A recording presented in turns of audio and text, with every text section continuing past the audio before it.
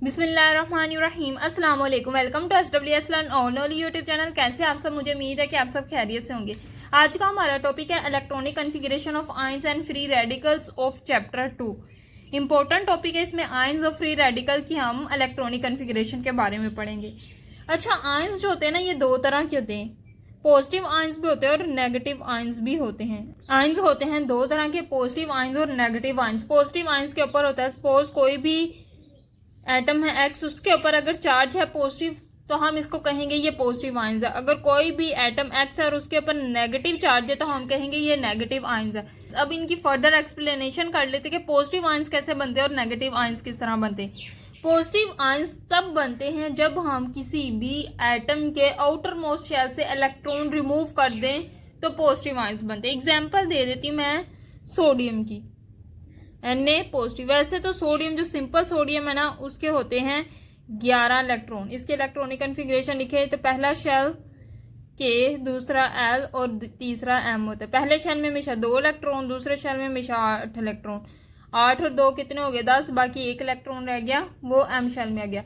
अब जब भी ये इलेक्ट्रॉन निकालेगा, पहले इसमें से निकालेगा फिर इसमें से निकालेगा। तो जब ये इलेक्ट्रॉन निकालेगा तो इसमें से 1 इलेक्ट्रॉन निकल जाएगा, M शेल क्या हो जाएगा? 0। वैसे सोडियम न्यूट्रल में होते हैं 11 इलेक्ट्रॉन। सोडियम पॉजिटिव में कितने होंगे? 10 इलेक्ट्रॉन। इसकी इलेक्ट्रॉनिक कन्फिग्रेशन होगी K और L 2 और 8 इलेक्ट्रॉन। इस तरह होगी इसके इलेक्ट्रॉनिक कन्फिग्रेशन। इसके आउटर मोस्ट शेल में से जो कि सोडियम 11 में 1 इलेक्ट्रॉन था वो निकल जाएगा और ये सोडियम पॉजिटिव बन जाएगा। अगर 1 इलेक्ट्रॉन निकलेगा तो 1 पॉजिटिव चार्ज आ जाएगा। अगर 2 इलेक्ट्रॉन निकलेंगे तो हम 2 पॉजिटिव लिखेंगे, 3 इलेक्ट्रॉन निकलेंगे तो 3 पॉजिटिव लिखेंगे। जितने इलेक्ट्रॉन रिमूव करते जाएंगे उतना चार्ज आता जाएगा। So positive ions are formed when electrons are removed from the atom. जब हम एटम में से इलेक्ट्रॉन को निकाल लेते हैं, रिमूव कर लेते हैं, तब पॉजिटिव आयंस बनते हैं। अगर हम इसकी सब शेल की फॉर्म में इलेक्ट्रॉनिक कन्फिग्रेशन लिखें, सोडियम 11, सोडियम 10 की, सोडियम पॉजिटिव आयंस की, तो किस तरह लिखेंगे? 1s2, 2s2, 2p6, 6, 7, 8, 9, 10 इलेक्ट्रॉन्स हो गए। अगर एक ये भी इलेक्ट्रॉन होता तो ये 3s1 होनी थी इसकी इलेक्ट्रॉनिक कन्फिग्रेशन। सो इसका 1 इलेक्ट्रॉन ये रिमूव हो चुका है, जो कि M शेल में था वो रिमूव हो चुका है, इसलिए इसके 10 इलेक्ट्रॉन है। इसकी इलेक्ट्रॉनिक कन्फिग्रेशन यहाँ तक है। नेगेटिव आयंस की बात करें तो नेगेटिव आयंस तब बनेंगे जब कोई भी एटम इलेक्ट्रॉन गेन करता है, इलेक्ट्रॉन अपने अंदर डालता है, तो नेगेटिव आयंस बनते हैं। एग्जाम्पल ले लेते हैं, जैसे सल्फर 2 नेगेटिव। वैसे सल्फर होता है 16, इसके होते हैं 16 इलेक्ट्रॉन। इसके इलेक्ट्रॉनिक कन्फिग्रेशन होती है 1s2, 2s2, 2p6, 3s2, total हो गए 12 इलेक्ट्रॉन। आगे 3p के अंदर आ जाते हैं 4 इलेक्ट्रॉन। इस तरह होती है सल्फर की इलेक्ट्रॉनिक कन्फिग्रेशन। लेकिन सल्फर नेगेटिव का मतलब ये है कि इसने 2 इलेक्ट्रॉन गेन किए, तो 2 और गेन करने की वजह से +2 कर देंगे तो कितने हो जाएंगे? 6। तो इसकी इलेक्ट्रॉनिक कन्फिग्रेशन क्या होगी? 1s2, 2s2, 2p6, 3s2, 3p6। अब इसका आउटर मोस्ट शेल क्या है? फील्ड है। P में 6 इलेक्ट्रॉन होने चाहिए और 6 इलेक्ट्रॉन हैं। सो पहले इसके P शेल में थे सिर्फ 4 इलेक्ट्रॉन, तो इसका आउटर मोस्ट शेल अनकम्प्लीट था, इसमें 16 इलेक्ट्रॉन थे। लेकिन इसने अपना शेल कंप्लीट करने के लिए 2 इलेक्ट्रॉन गेन किए, 2 इलेक्ट्रॉन हासिल किए। इसकी वजह से इसके 4 से 6 इलेक्ट्रॉन हो गए 3p ऑर्बिटल में और इसने नेगेटिव आयन बना दिया। 2 इलेक्ट्रॉन गेन किए तो 2 नेगेटिव। अगर 1 इलेक्ट्रॉन गेन किया तो अकेला 1 नेगेटिव आना था। 3 इलेक्ट्रॉन गेन करता तो -3 आना था। अब कोई भी एटम इलेक्ट्रॉन गेन करता है या लूज करता है नोबल गैसेस के इलेक्ट्रॉनिक कन्फिग्रेशन हासिल करने के लिए। नोबल गैसेस हमने पढ़ी थी ना, हीलियम, नियोन, आर्गोन, क्रिप्टॉन, ज़ीनोन। तो वो जो सारी एंड पे पीरियोडिक टेबल के बिल्कुल एंड पे एक रो है, हीलियम, नियोन, आर्गोन, क्रिप्टॉन, वो जो एलिमेंट्स है वो बिल्कुल स्टेबल है। तो ये जो एलिमेंट्स हैं अंदर वाले, ये उनकी तरह इलेक्ट्रॉनिक कन्फिग्रेशन गेन करना चाहते। अब इसमें देखो तो कितने इलेक्ट्रॉन हो चुके? पहले 16 थे, 2 गेन करने के बाद कितने आ गए? 18। ये 18 इलेक्ट्रॉन जो है वो आर्गोन के भी होते हैं। नोबल गैसेस में जो आर्गोन गैस है उसके इलेक्ट्रॉन भी 18 होते हैं, तो इसने सल्फर ने 2 इलेक्ट्रॉन गेन किए ताकि वो आर्गोन के मुताबिक आर्गोन के बराबर इलेक्ट्रॉनिक कन्फिग्रेशन गेन कर सके। ये जो सोडियम था, सोडियम के पास पहले 11 इलेक्ट्रॉन थे, इसने 1 इलेक्ट्रॉन लूज करके 10 इलेक्ट्रॉन गेन किए, तो इसकी इलेक्ट्रॉनिक कन्फिग्रेशन भी, इसने भी अपनी इलेक्ट्रॉनिक कन्फिग्रेशन नोबल गैसेस के बराबर की नियोन के। नियोन ऐसी नोबल गैसेस है जिसमें 10 इलेक्ट्रॉन है, इसकी इलेक्ट्रॉनिक कन्फिग्रेशन भी स्टेबल है। इसके भी आउटर मोस्ट शेल में कितने इलेक्ट्रॉन है? 6। आउटर मोस्ट शेल कौन सा है? 2 वाला।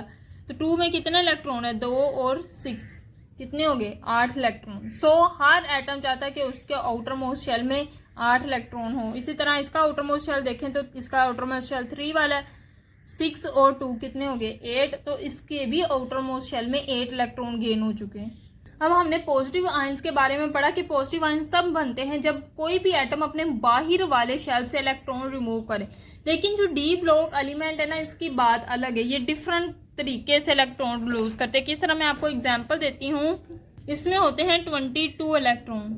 अब इसकी इलेक्ट्रॉनिक कन्फिग्रेशन कैसे होगी? पहले 1s2, फिर 2s2, फिर 2p6 कितने हो गए? 10 इलेक्ट्रॉन, 3s2 12 इलेक्ट्रॉन हो गए, स्कूल स्कूल पब्लिक स्कूल, फिर पब्लिक स्कूल 3p6।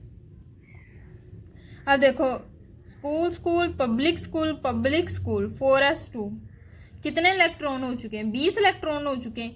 अब जो इलेक्ट्रॉनिक कन्फिग्रेशन आएगी वो 3d की होगी। 3d में इलेक्ट्रॉन आएंगे, 20 इलेक्ट्रॉन हो चुके हैं, 2 इलेक्ट्रॉन रह गए तो वो डी में चले जाएंगे। इस तरह आएगी टीआई की इलेक्ट्रॉनिक कन्फिग्रेशन। अब आप इसकी इलेक्ट्रॉनिक कन्फिग्रेशन में देखें तो सबसे बाहर वाला जो सब शेल है वो 3d है, और सबसे पहले इलेक्ट्रॉन 1s में, फिर 2s में, फिर 2p में, फिर 3s में, 3p में, फिर 4s और देन 3d।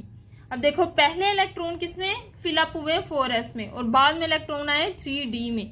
यह हमने पढ़ा था कि इसकी एनर्जी कम है, n+l के रूल से इसका n+l की वैल्यू कम है। इसको हम पहले फिल करते हैं, इसको बाद में हम फिल करते हैं। यह हमने n+l वाले रूल अपवर्ब प्रिंसिपल में पढ़ा था। अब जैसे ही अगर हम इलेक्ट्रॉन रिमूव करेंगे, तो इलेक्ट्रॉन रिमूव करते हैं सबसे बाहर वाले शेल में, तो हमें क्या करना पड़ेगा? इसमें से इलेक्ट्रॉन रिमूव करना पड़ेगा, क्योंकि बाद में इलेक्ट्रॉन सबसे आखिर पे इसमें हमने फिल किए। लेकिन ये ऐसा नहीं करेगा। अगर इसने इलेक्ट्रॉन रिमूव करने होंगे तो ये 4s में से इलेक्ट्रॉन रिमूव करेगा। सो अगर ti इसने 2 इलेक्ट्रॉन रिमूव करके 2 पॉजिटिव बनाएगा, तो पहले इसके 22 इलेक्ट्रॉन थे, अब इसके पास हो जाएंगे 20 इलेक्ट्रॉन। तो अगर इसने 2 इलेक्ट्रॉन रिमूव करने होंगे तो 4s2 में से इलेक्ट्रॉन रिमूव करेगा, 3d में से इलेक्ट्रॉन रिमूव नहीं करेगा। सो इसके इलेक्ट्रॉनिक कन्फिग्रेशन कैसे हो जाएगी? 1s2, 2s2, 2p6, 3s2, 3p6 और ये 3d आ जाएगा 2। 4s में से 2 इलेक्ट्रॉन निकल चुके हैं, 4s पे इलेक्ट्रॉन 0 हो जाएंगे। इसी तरह अगर हम एग्जांपल ले क्रोमियम की, तो क्रोमियम में होते हैं 24 इलेक्ट्रॉन। इसके इलेक्ट्रॉनिक कन्फिग्रेशन किस तरह होगी? सेम इस तरह होगी। इसमें जो डी है उसमें 4 इलेक्ट्रॉन आ जाएंगे, 1s2, 2s2, 2p6, 3s2, 3p6, 4s2 और 3d4 इलेक्ट्रॉन। अब इसके जो होते हैं ना, डी में 5 इलेक्ट्रॉन आते हैं और इसके एस में 1 इलेक्ट्रॉन आते हैं। ऐसा क्यों? क्योंकि जो डी है ना, इसमें कितने टोटल इलेक्ट्रॉन आ सकते हैं? 10। इसमें टोटल इलेक्ट्रॉन आ सकते हैं 10। अब ये क्या करेगा कि 10 इलेक्ट्रॉन आ सकते हैं तो 5 इलेक्ट्रॉन तो कर ही सकता है, 1 इलेक्ट्रॉन 4s से गेन करके। तो ये क्या करेगा? 4s से 1 इलेक्ट्रॉन करके 3d5 कर लेगा और 4s के अंदर 1 इलेक्ट्रॉन आएगा। या फर्दर जब आगे केमिस्ट्री पढ़ोगे तो आपको ये बात क्लियर हो जाएगी कि 3d में 5 इलेक्ट्रॉन आते हैं क्रोमियम में, और 4s में 1 आते हैं। अब अगर हमने क्रोमियम 3 पॉजिटिव आयंस बनाना है तो इसमें से कितने इलेक्ट्रॉन रिमूव करेंगे? 3। तो इसके इलेक्ट्रॉनिक कन्फिग्रेशन किस तरह होगी?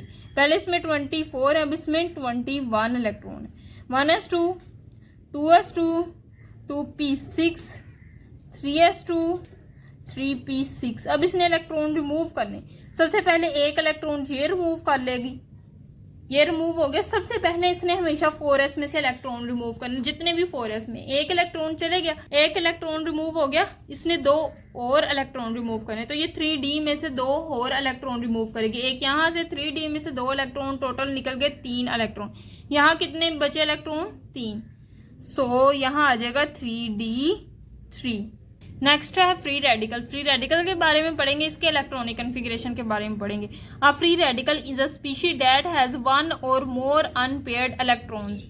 अनपेयर्ड इलेक्ट्रॉन्स, अगर हम एक ऑर्बिटल बनाएं तो उसमें इलेक्ट्रॉन इस तरह फिलअप करते हैं। ये 2 इलेक्ट्रॉन का मतलब ये कि पेयर्ड इलेक्ट्रॉन है, पेयर की शक्ल में ना, जोड़े की शक्ल में, तो हम कहेंगे पेयर्ड इलेक्ट्रॉन। लेकिन अगर एक ऑर्बिटल में एक इलेक्ट्रॉन हो सिर्फ, तो हम कहेंगे अनपेयर्ड इलेक्ट्रॉन है। क्या है? Unpaired electron. अगर किसी एटम के ऑर्बिटल में एक या एक से ज्यादा अनपेयर्ड इलेक्ट्रॉन हैं तो ऐसी स्पीशी को हम कहेंगे फ्री रेडिकल।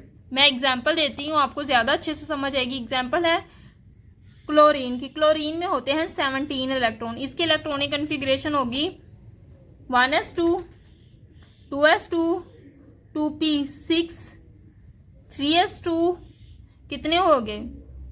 10, 11, 12, बाकी कितने रह गए? 5, तो आ जाएगा 3p5।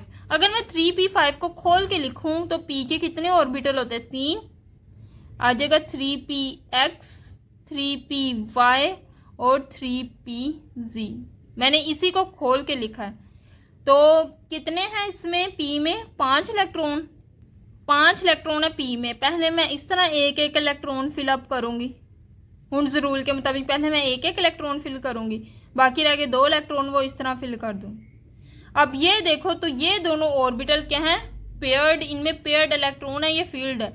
लेकिन ये जो ऑर्बिटल है इसमें अनपेयर्ड इलेक्ट्रॉन है। एक इलेक्ट्रॉन है जो पेयर्ड नहीं है, उसके साथ कोई इलेक्ट्रॉन उसके साथ जोड़ा बना के नहीं बैठा हुआ। इस इलेक्ट्रॉन को हम कहेंगे अनपेयर्ड इलेक्ट्रॉन। और ऐसी स्पीशी जिसके पास अनपेयर्ड इलेक्ट्रॉन होता है उसको कहते हैं फ्री रेडिकल स्पीशी।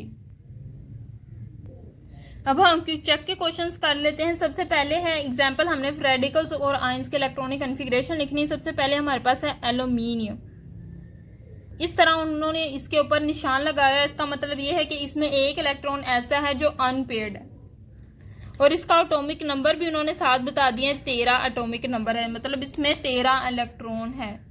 सो हम इसके इलेक्ट्रॉनिक कन्फिग्रेशन किस तरह करेंगे? 1s2, 2s2, 2p6, कितने हो गए? 10 इलेक्ट्रॉन हो गए।